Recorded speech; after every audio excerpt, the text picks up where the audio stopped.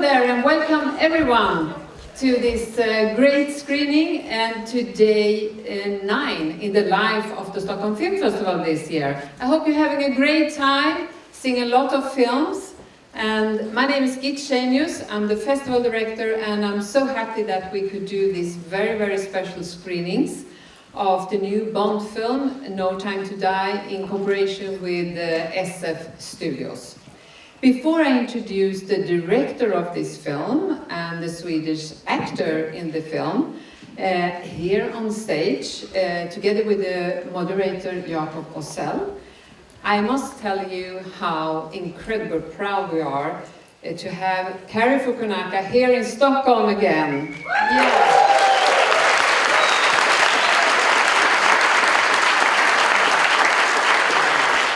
We actually did present his first film here, Sin Nombre, at the festival, as I'm sure many of you have seen. That was a long time ago, 2009. But since then, we of course have followed his huge success. And we have been following in his career with great artistry in work as Beast of No Nation, the incredible TV series, True Detective, and this last Bond film, of course. And please check in for his masterclass. You see more information on our website if you want to get to know more about this incredible director.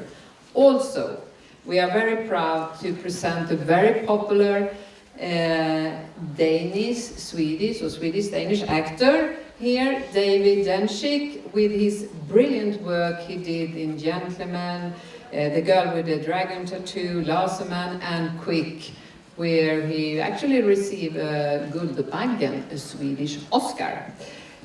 We are so looking forward to see him in Bond. And now, please, a warm, warm applause for Cary Fukunaga and actor David Dencik.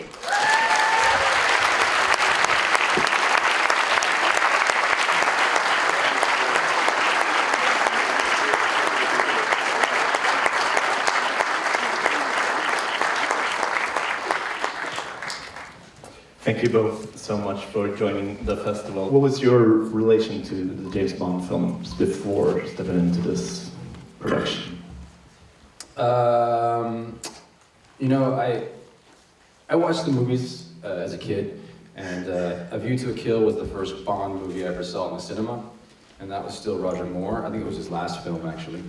And I sort of drifted away a bit from the films after Timothy Dalton and the Pierce Brosnan age. I was in high school and college, and then when Daniel Craig did Casino Royale, I loved that film, and it brought me back into the franchise and brought me back into the experience of, you know, following Bond's escapades around the world. And I remember after Spectre, when it seemed Daniel wasn't going to do another one, I wrote to Barbara Broccoli to see if, you know, I could be considered for the next Bond film. And then I didn't think anything of it, and then they went to Danny Boyle, so I guess they didn't think about me. But then Danny Boyle dropped out, and then I wrote her again and said, hey, you know, if there's still a chance, I would love to talk to you about it. And then 2 weeks later, I was at her house interviewing to be the director, and then here we are 3 years later. Here we are.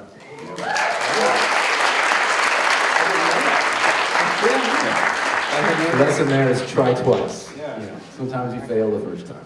Well, it's nice to hear that directors also audition. That's a good lesson learned. I read somewhere that you also played GoldenEye on Nintendo 64 and with your cousin or something like that. Was that part of your Bond schooling? My cousin's family had Nintendo and our family had Sega. So we didn't have GoldenEye at my house, but we had it at my cousin's house. And so, you know, like holidays were spent fighting over who got to play GoldenEye. Wow. I sucked, so I always like died out really quick, and then I had to wait for like 7 other cousins to play again. Do you remember which character you used to play? Like Bond, I'd always play Bond. Always Bond. I always played Oddjob because he was so short, so it's hard to hit. So. And David, how did you get involved in this? I didn't even know there was a game you could play. Best game. How I got involved, I mean, I don't know if there might be a couple of other actors here. I actually auditioned for Skyfall back in 2012, and I met with was it Debbie McWilliams? Yeah, I think Bond has always attracted local talent in the sense that if you look at a Bond film, any Bond film, there are very exotic locations, and there's always some Italian or somebody who's not necessarily based in an Anglo-Saxon language. Upbringing. So that was an opening for me, of course. But then having met with Debbie back in 12, and I didn't get the role, and then there were a couple of other films, and then she circled back. I had met her, over the years here and there, and I think it's when Cary came on board and Danny Boyle left that I got the call, and she asked me, or somebody asked me to come to London to meet with Cary.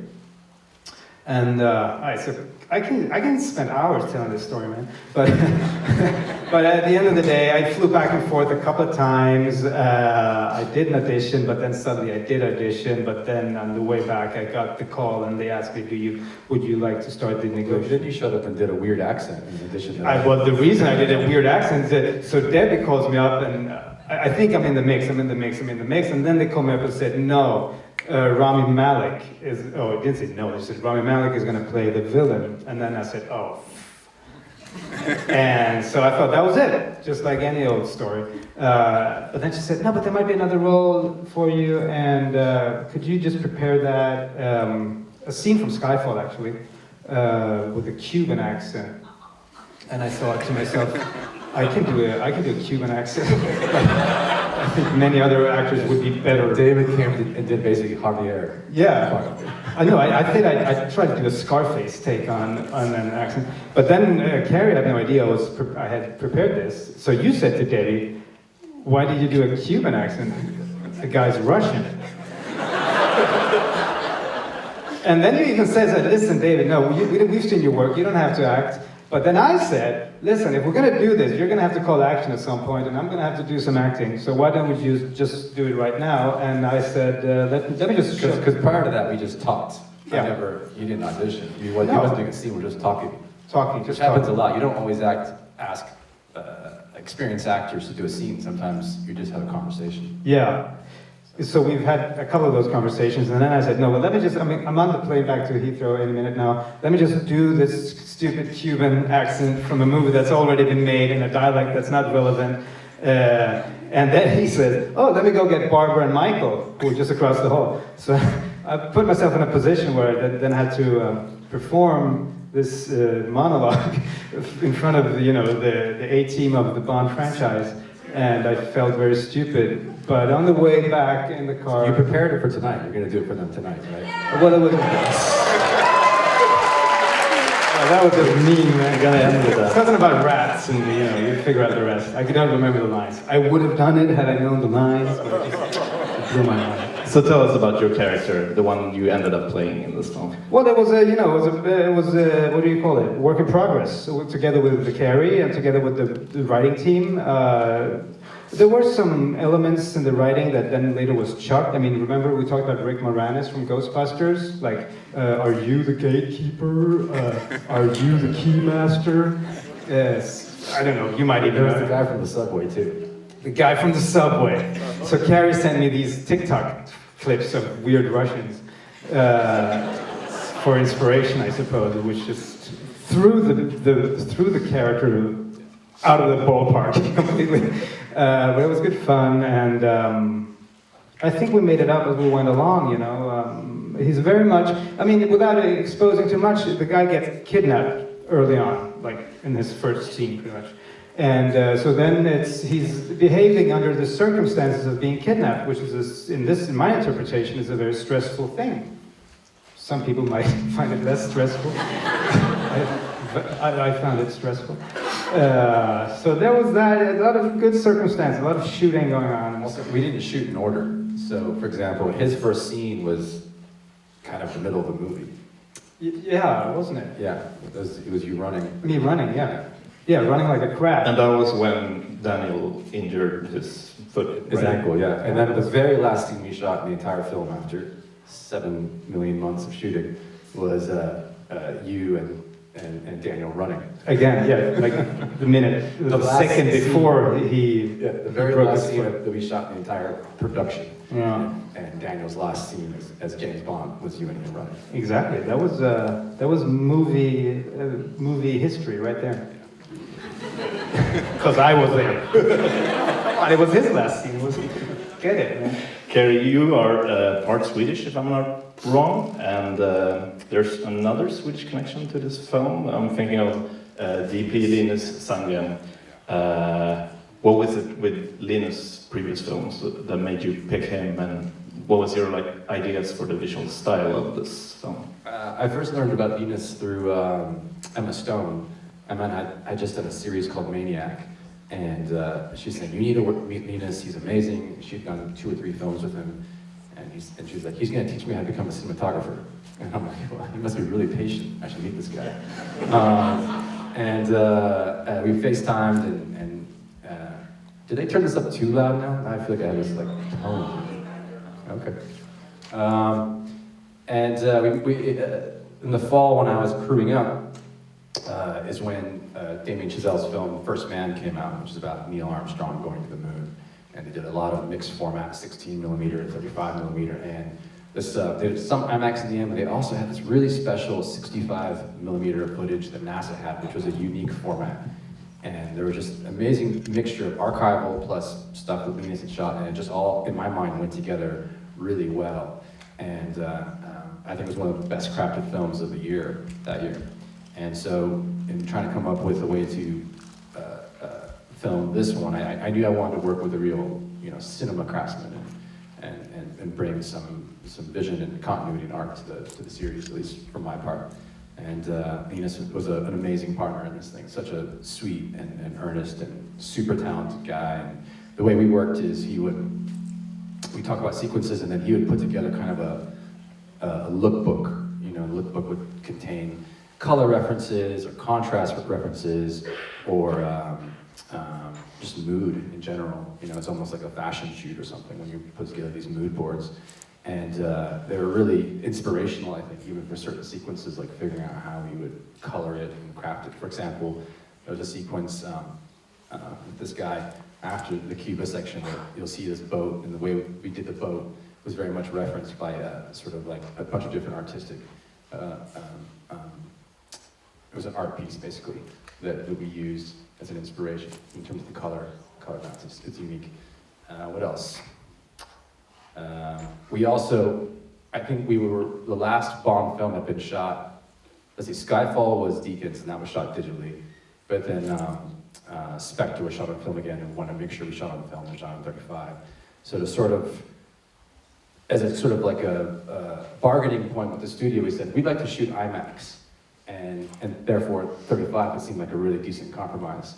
But then they said yes to IMAX. So that also surprised us. So then we ended up shooting like 25 minutes of the film in IMAX as well. And that was the funnest. I'd love to shoot an entire film in IMAX because it's beautiful. When you see the projected dailies of IMAX, it's incredible. Favorite moments or scene that sticks with you that you're extra fond of when you rewatch it? Question to both of you, I guess. I very much like I like Italy. I think that's really great. I think it's a great start to the film when they're in Italy. I think it's so colorful. It's so exotic and exciting. I really like the parts where I'm in. I think that my favorite parts of the movie are here.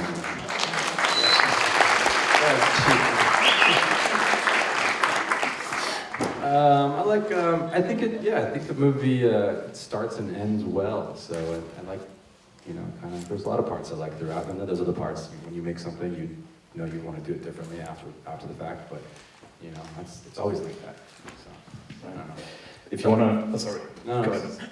it's up to the audience to decide what they like. Right, but you will see soon. If you want to hear more from Cary about the making of this film and his earlier works, there's going to be a masterclass that Git talked about tomorrow at klockan 3 at Filmhuset. So please join us there. And finally, David, that Russian accent. You have a Swedish-Russian accent. It's common for Swedish actors to play sort of a Russian thief. Yeah. And your accent really gets me in this one. It's like you're funny even when you're not trying to be funny. When you're trying to be mean or threatening, it's even more funny. Yeah. And I was hoping you might introduce the film to the audience using a bit of that accent. Oh, yes. That's a very good idea for me, introduction here on Stockholm Festival. I don't know, it's good. I don't know what to say. You just got bored. No, it's pretty much boring, yeah. He sent me over a couple of clips. He sent over a couple of clips for me to get inspiration. I don't, it's just, all of it is improvisation. And now I hope you have a good evening in the movie house. Cary Fukunaga and David Dencik.